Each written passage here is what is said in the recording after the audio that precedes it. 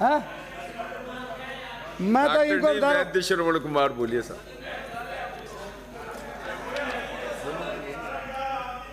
देखो मंत्री जी क्या हो रहा है, हम तो आए भरते हैं तो हो जाते हैं बदनाम, और वो कत्ल भी करते हैं तो चर्चा तक नहीं होती है। हमारा तो हम तो कुछ भी कर दे तो हमारे तो दुनिया भर के लांछन लगा दे कि तुमने ये किया, तुमने ये किया, और आप लोग कुछ भी कर दो कि राज में हो।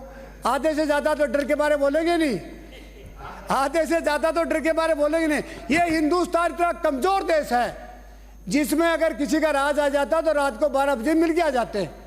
राज से मत डरो, इंसान की इंसानियत से डरो।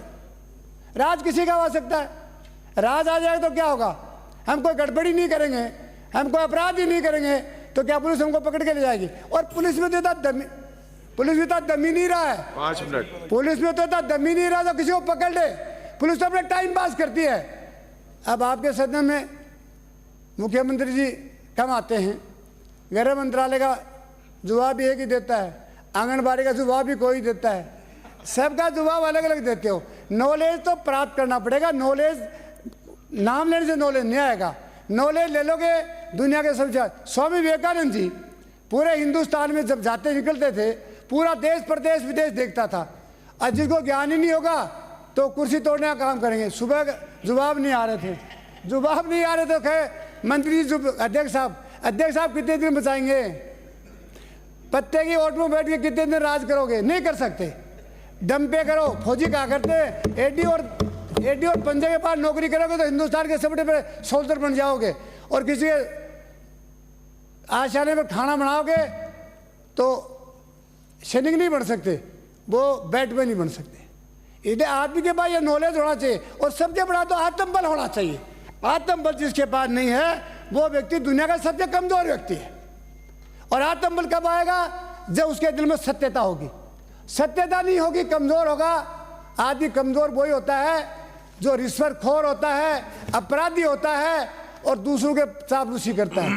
चापलूसी करने वाला आदमी डेली मरता है, चापलूसी करने वाला सुबह से शाम तक 100 बार मरता है, और बहादुर आदमी जिंदगी में 1 बार मरता है।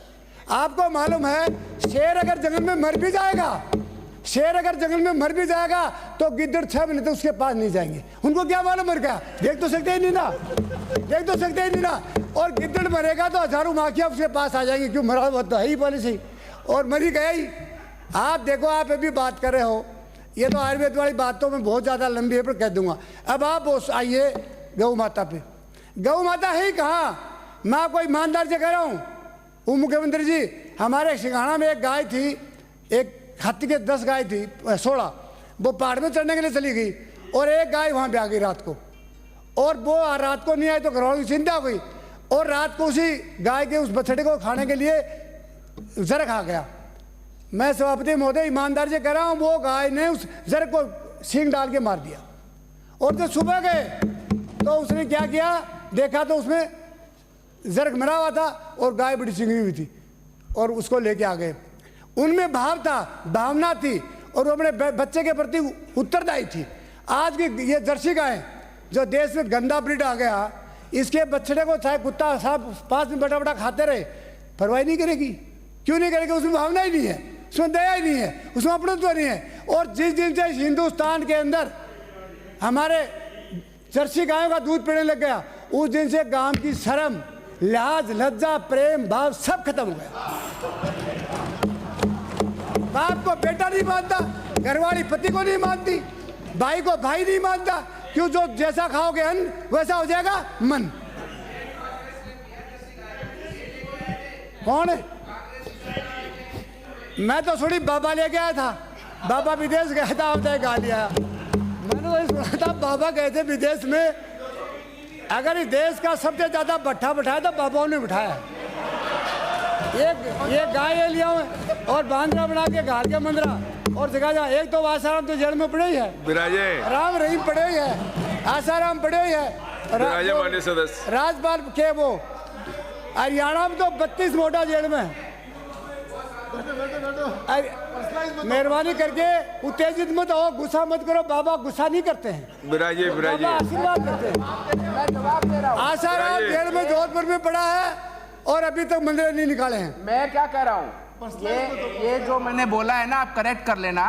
ये जो जर्सी गाय है, अमेरिकन ब्रीड है, ये कांग्रेस सरकार ही लेके आई थी और एक किसानों को दुखी करने के लिए, ये किसानों को परेशान करने कांग्रेस घास हुई है, तो आपके खेतों में होता है। देखो मेरा समय खराब किया, मैंने सभापति मुझे कोई नहीं खड़ा होगा, मेरा 2-3 मिनट खा गए।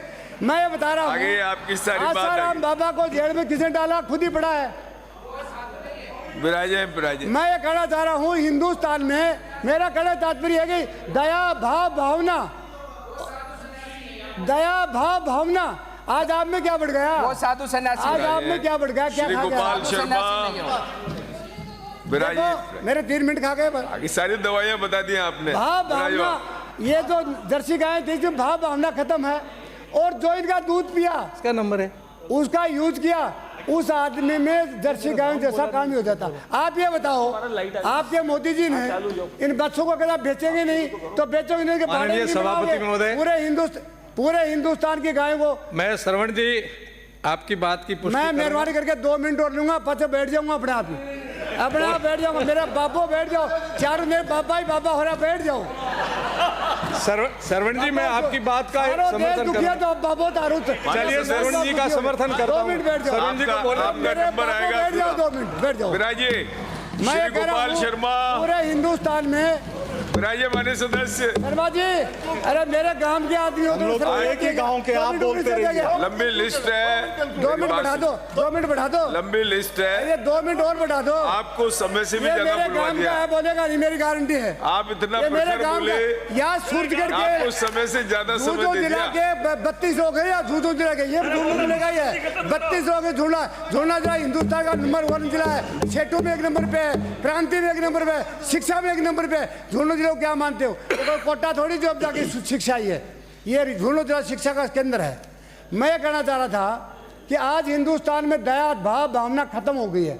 अब मंदिरों की बात करते हैं। हमारे राजस्थान में पूरे हिंदुस्तान से सबसे ज्यादा मंदिर हैं, 5000 कितने मंदिर है, 5500। अब मंदिर का विषय थोड़ी है मंदिरों में बोल रहा हूँ, देवस्थान पे बोलूंगा ना, देवस्थान वाला देवस्थान पे तो बोल रहा हूँ, गाय पे बोलिए, देवस्थान पे तो बोल रहा हूँ। मंदिर देवस्थान में नहीं आते हैं क्या? आते हैं, पर तो आप समय पूरा हो गया, तो आपने बगैर मंदिर, आपने प्रधानमंत्री ने अधूरे मंदिर का निर्माण क्यों कर दिया? फिर मंदिरों की बात है और क्या है? मंदिरों का जो निर्माण किया वो तो अच्छा किया, लेकिन आप देखिए अब हिंदुस्तान में सबसे ज्यादा मंदिरों का प्रचलन हमारे राजस्थान में, और राजस्थान में जमीन है वो मंदिरों के नाम से हमारे भरू सिंह जी ने कर दी थी। लेकिन 100 वर्ष से जो किसान जमीन जोत रहे हैं, उनके भी पंडित जाके कह गए मुझ मंदिर श्री गोपाल शर्मा जी का मालिक बन जाता है। श्री गोपाल शर्मा जी, हो गया, बैठिए माननीय सदस्य, माननीय सभापति महोदय। अरे काफी बोल लिया आप, बहुत समय दे दिया आप। माननीय सभा